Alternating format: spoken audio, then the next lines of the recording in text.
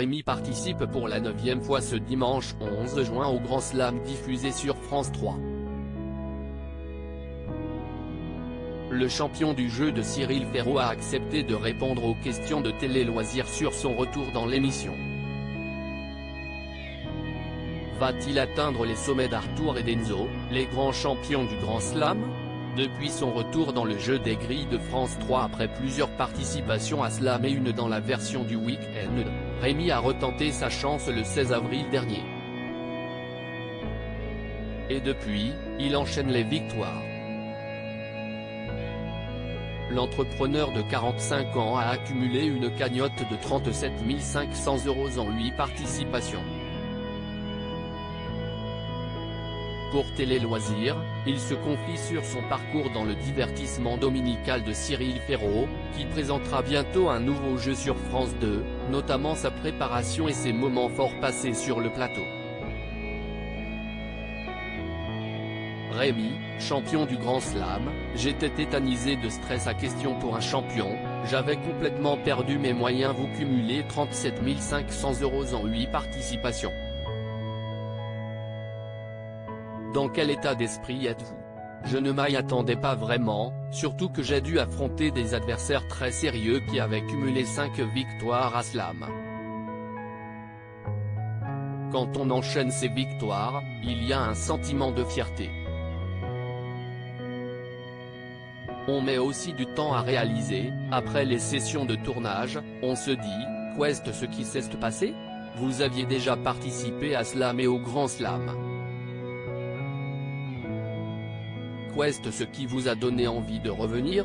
Slam est un jeu que j'apprécie parce qu'il est motivant intellectuellement et je suis un fan des jeux de lettres.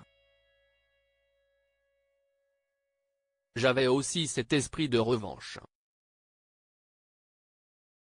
Lors de ma dernière participation au Grand Slam en 2015, j'avais perdu quand on n'était plus que 2. Mon adversaire avait fait un slam qui avait été un peu chanceux parce qu'il y avait différentes possibilités. Sur le coup, j'avais été très déçu de perdre même s'il méritait amplement sa victoire. Je m'étais dit, cette fois il faut que je sois meilleur, il faut que j'arrive à gagner. À quel jeu aviez-vous participé précédemment? À des chiffres et des lettres, Motus et Harry. Ma première expérience a été à question pour un champion mais ça ne s'est pas très bien passé, puisque j'ai été éliminé au premier tour. J'étais tétanisé de stress, j'avais complètement perdu mes moyens. Je me souviens que quand Julien Lepé avait posé la première question, je n'avais pas compris les mots qu'il disait. Rémi, le Grand Slam, j'ai passé les sélections des 12 coups de midi. Vous aviez déjà passé les sélections d'autres jeux télé sans être pris? Le casting des 12 coups de midi il y a une dizaine d'années. J'imagine qu'il cherchait des personnalités plus exubérantes, moi je suis plutôt calme. Je ne pense pas avoir le bon profil mais cela me tenterait d'y participer. Ça a l'air assez marrant. Cyril Ferraud vous surnomme Jésus. Cela vous amuse? Ce n'était pas le premier, avec mon look, j'y ai souvent droit. Après avoir regardé l'émission, ma mère m'a fait remarquer un truc assez drôle. Mon grand-père du côté de ma mère s'appelait Salvador, qu'on peut traduire par Sauveur, et ma grand-mère, Marie, ça cadre bien avec Jésus.